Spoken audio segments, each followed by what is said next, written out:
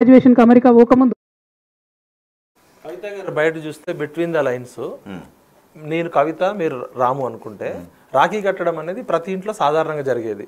వాళ్ళు సెలబ్రిటీస్ కాబట్టి రాఖీ కట్టేటప్పుడు మీడియా వస్తుంది కాబట్టి ఇన్ని సంవత్సరాలు రాఖీ కట్టించుకున్న కేటీఆర్ కట్టిన కవిత ఈ ఇయర్ మాత్రము అన్నా నేను నీకు ఫోన్ చేసి అడగాల్సిన పరిస్థితి ఎందుకు వచ్చింది, మీడియా లేకుండా వస్తా కావాలంటే జనరల్గా మీడియా లేకుండా వస్తా అనేది అక్కడ అడుగుతుంది. అంటే మీడియా కనపడకుండా అయినా వస్తా కనీసం ఆ మాత్రం అవకాశం ఏమో అడిగింది.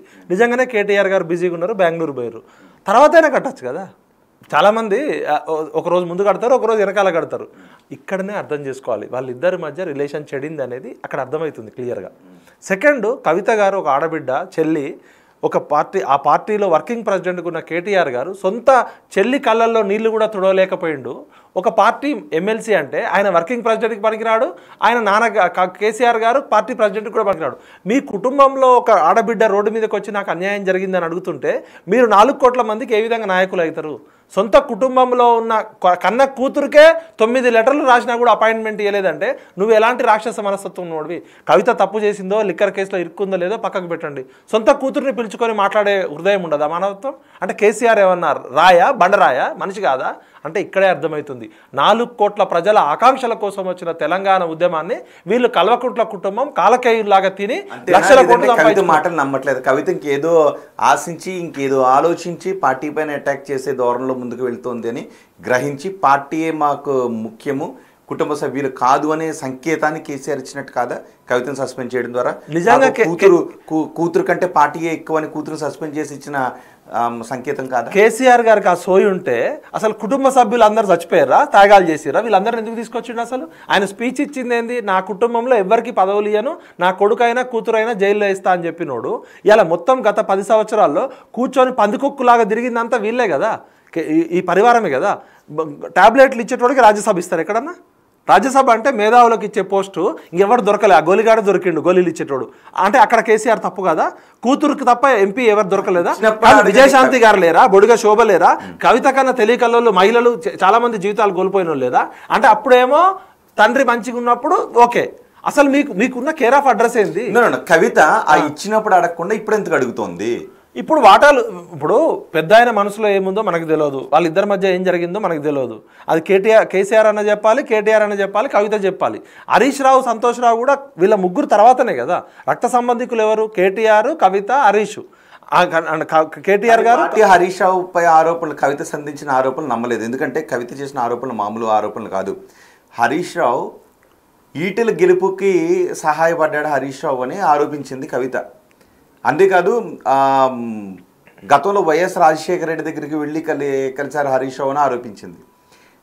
టీఆర్ఎస్ పార్టీ పెట్టిన తర్వాత ఒక 10 నెలల తర్వాత పార్టీలోకి వచ్చిన వ్యక్తి అంటూ హరీష్ రావుపై అన్ని ఆరోపణలు చేసింది. కానీ పార్టీ ఎక్కడ కూడా హరీష్ రావు 6 అడుగుల బుల్లెట్, హరీష్ రావు విధేయతను ఎక్కడ కూడా పార్టీ శంకించలేదు, కవితనే శంకించారు. నిజానికి ఓకే, లోపల పంపకాల విషయమే వచ్చింది అంటే ఈ స్థాయిలో ఆరోపణలు చేసేంత వరకు రానివ్వరు. కానీ కవిత పార్టీపై ఆరోపణలు చేస్తుందని చెప్పి బయటికి పంపించారు. బహిష్కారం కూడా వేయలేదు, ఆఫ్కోర్స్ సస్పెండ్ చేశారు. రోహిత్ గారు, మీరు టీఆర్ఎస్ పార్టీ అంటే ఎవరు అనుకుంటున్నారు? ఉద్యమకారులు, తెలంగాణ కోసం ఎవరైతే ఉద్యమంలో ఉన్నారో వాళ్ళు అని అంటూ ఉన్నారు. కానీ కాదా? ఓన్లీ కేసీఆర్, కేటీఆర్, కవిత, హరీష్ రావు, సంతోష్ రావు 5గురే. ఈవెన్ మిగతా ఉన్న వెలమదొరలు కూడా అవుటర్ రింగ్ రోడ్, వాళ్ళతో పాటు ఉద్యమంలో ఉన్న వాళ్ళందరూ అవన్నీ బానిసలు, బాహుబలులు కావు. కానీ అవన్నీ బానిసలు, నాకు తెలుసు, లోపల విషయాలు చెప్పలేం. కానీ కేసీఆర్ని ఎదిరించే స్వభావం కానీ కేసీఆర్ మాటను ధిక్కరించే అంత శక్తి అక్కడ ఉన్న వాళ్ళు ఎవరికి లేదు. కేసీఆర్ గారి వైఫ్ కూడా కేసీఆర్ చెప్పినట్టు ఇదాల్సిందే. ఈవెన్ కేటీఆర్, సంతోష్, హరీష్, కవిత కూడా కేసీఆర్ గారు 3 ఉన్నప్పుడే లోపలికి పోవాలి తప్ప కేసీఆర్ ఒక రాజకీయ పార్టీ మనుగడ సాగించలేదు. అయితే అది క్రమశిక్షణ, బయటకు వచ్చిన అది క్రమశిక్షణ పార్టీ, రాజకీయ పార్టీ అని అప్పుడే చెప్పాడు. హరీష్ రావు మీద ఆరోపణలు వస్తే హరీష్ రావు స్పందించాలి కదా. హరీష్ రావు స్పందించాడు. సంతోష్ రావు మీద ఆరోపణలు చేసింది, సంతోష్ రావు స్పందించాడు. కేటీఆర్ మాట్లాడాలి కదా, కేటీఆర్ మాట్లాడాడు. కేసీఆర్ మాట్లాడు. మౌనం అర్ధాంగీకారమా అంగీకారమా? ఇప్పుడు ఆ పార్టీలో నలుగురు సంతోషరావు ఏమని చెప్పాలి? యాక్షన్ కనబడుతుంది కదా, కవితను సస్పెండ్ చేశారు. ఎవరు సస్పెండ్ చేశారు? Party suspend. పార్టీ అంటే ఎవరు? పార్టీ అంటే ఎవరైనా పార్టీ అంటే ఎవరు? ఏ పొజిషన్ లో ఉన్న సస్పెండ్ చేశారు? వర్కింగ్ ప్రెసిడెంట్ సస్పెండ్ చేసిండా? ప్రెసిడెంట్ సస్పెండ్ చేసిండా? అంటే ప్రెసిడెంట్ ఆదేశాల మేరకు ప్రెసిడెంట్ నిర్ణయం తీసుకున్నారు. మీరు గుద్దులాడొద్దు, దూద్ కా దూద్ పానీ కా పానీ. అక్కడ పవర్ఫుల్ ఫస్ట్ కేసీఆర్, తర్వాత కేటీఆర్, ఆ తర్వాతే ఎవరైనా. వాళ్ళిద్దరు అంటే కేసీఆర్ సస్పెండ్ చేయకుండా ఇంకెవరైనా సస్పెండ్ చేయగలిగే సత్తా ఉందా? లేదు కదా. అంటే ఏమంటుంది హరీష్ రావు, సంతోష్ రావు, మా నాన్న దేవుడే, మా అన్న అమాయకుడు, ఈ దయ్యాలు మా దేవుణ్ణి మింగుతున్నాయి అంటున్నారు. హరీష్ రావు చెప్తే కేసీఆర్ విని తల ఊపేత్తాయిపా? అంటే కేసీఆర్ గారు అంత అవే కదా డౌట్స్ వస్తున్నాయి. కేసీఆర్ గారు మోనార్కు, కోనార్కు, డెన్మార్క్ అని కవితనే నాతో చాలాసార్లు చెప్పింది. మా నాన్న సీతయ్య ఎవడి మాట వినడు అంటే నేనన్నా. కొన్ని రోజులైనాక సీతయ్య మాట కూడా ఎవడినారు అన్నారు. నిజంగా కేసీఆర్ గారు ఫామ్ హౌస్లో బందీ అయ్యి బలహీనపడ్డా అనేది కూడా చర్చించాలి. ఎందుకంటే కవిత గారు స్పష్టంగా చెప్తున్నారు. ఇప్పుడు ముఖ్యమంత్రిగా ఉండి 10 సంవత్సరాలు ఆయన ఇరిగేషన్ మినిస్టర్ ఉన్నాడు.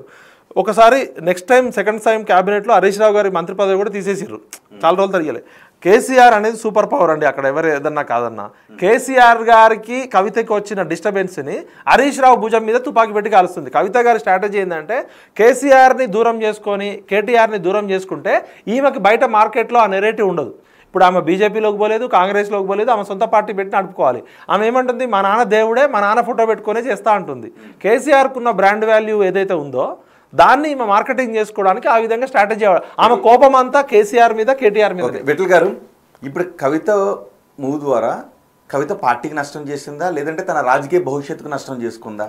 ఫస్ట్ తెలంగాణ ఇజ్జత్ తీసింది. తెలంగాణ ఉద్యమం 1200 మంది వచ్చింది ఈ కుటుంబ గొలవాల కోసం కాదు. వీళ్ళు కొట్టుకొని వస్తే ఆ ఫామ్ హౌస్లో కొట్టుకొని ఆ బాయిలో దూకి సావండి. తెలంగాణ ఇజ్జత్ ఎందుకు తీసుకున్నారు? తెలంగాణ అంటే త్యాగం, తెలంగాణ అంటే ఇవ్వడం. ప్రాణాలను సైతం 1200 మంది ఇచ్చిన తెలంగాణ ఇలా దిక్కుమాలిన దిక్కులేని తెలంగాణ కోసమా? మీ కుటుంబ కలహాల కోసం, మీ లక్షల కోట్ల తినడానికి తిండి లేని వాళ్ళు ఇవాళ ఫామ్ హౌస్లు వచ్చినాయి, విల్లాలు వచ్చినాయి దుబాయ్లో. వాళ్ళు అవినీతి పరులు. పంపకాల కోసం అనేది రాజకీయ ఆరోపణ. రాజకీయ ఆరోపణ మీకు తెలియదు. వీళ్ళు 2001లో వీళ్ళ ఆస్తులు, ఇలా 2025లో వీళ్ళ ఆస్తులు. వీళ్ళు ఏమన్నా రాకెట్ సైన్స్ ఎలన్ మాస్క్ లాగా రాకెట్లు కనిపెట్టారు. కవిత గారికి రాజకీయం కాదు, మీకు తెలియకపోతే తెలుసుకోండి. ₹1,00,000 లేకపోతే కేసీఆర్ గారు 2 గంటలు వెయిట్ చేస్తే నేను మా కజిన్ పోయి ఇచ్చినాం 2004లో. ₹1,00,000 కోసం ఇబ్బంది పడ్డ కేసీఆర్ కుటుంబం ఇవాళ సొంత ఇల్లు లేదు. కవిత గారికి సొంత ఇల్లు లేదు, కిరాయి ఇంట్లో ఉంటున్నా అన్నది. 25 లక్షలు పెట్టి వాచ్ కొనుక్కునే స్థాయికి వచ్చింది. బుర్జ్ ఖలీఫాలో బిల్డింగ్లు ఎట్లా వచ్చినాయి? బ్యూటీ పార్లర్ నడిపేటోళ్ళకి బుర్జ్ ఖలీఫాలో బిల్డింగ్లు వచ్చినాయి. రబ్బర్ చెప్పులు వేసుకొని తిరిగేటోళ్ళు రోల్స్ రాయిస్ కొనుక్కునే స్థాయికి వచ్చారు. వీళ్ళు ఏమన్నా ఇండస్ట్రీస్ పెట్టిర్రా? సాఫ్ట్వేర్ కంపెనీలు పెట్టిర్రా? ఎలన్ మాస్కులా? వీళ్ళు ఏమన్నా ఇన్ఫోసిస్ నారాయణమూర్తులా? వీళ్ళు చేసిందంతా పందికొక్కులా కూర్చొని తెలంగాణ ప్రజల రక్తం తిన్నారు. వాళ్ళు తినే కూడు రక్తపు కూడు. ఒక విషయం విట్ల గారు, ఇప్పుడు ఇక్కడ తెలంగాణలో ఉన్నది కాంగ్రెస్ ప్రభుత్వం, సెంట్రల్ అధికారంలో ఉన్నది 2014 నుంచి బీజేపీ ప్రభుత్వం. సో ఇన్నాళ్ళ నుంచి అధికారంలో ఉన్నారు కాబట్టి ఒకవేళ ఇప్పటికీ బీజేపీ కాంగ్రెస్ అంటుంది అదే కేసీఆర్ కుటుంబం సంపాదించుకుందని. ఒకవేళ ఇవే వాస్తవాలు అయితే ఇక్కడ అక్కడ అధికారంలో ఉన్న పార్టీలు ఆ వాస్తవాన్ని బయటకు తీస్తే ప్రజలకు తెలుస్తుంది. అంతవరకు కూడా ఇవి రాజకీయపరమైన ఆరోపణలుగానే ఉండాలి. ప్రూవ్ కానంతసేపు రాజకీయపరమైన ఆరోపణలే, ప్రూవ్ అయిన తర్వాతే వాస్తవాలుగా మనం నిర్ధారించుకోవాల్సి ఉంటుంది. సో ఇప్పుడు కవిత సృష్టించిన ప్రకంపనను పంపకాల కోసం అంటున్నది నేను రాజకీయ ఆరోపణలనే అంటాను, లేదంటే అది ప్రూవ్ చేయాలి ఇదిగో అని.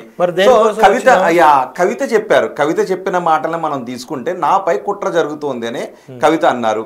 సో కుట్ర జరుగుతున్నప్పుడు కేసీఆర్ మళ్ళీ మీరు అన్నట్టు కేటీఆర్ హరీష్ రావు కేసీఆర్ ఎందుకు పట్టించుకోలేదు? నిజంగా కుట్ర హరీష్ రావు చేస్తూ ఉన్నారా?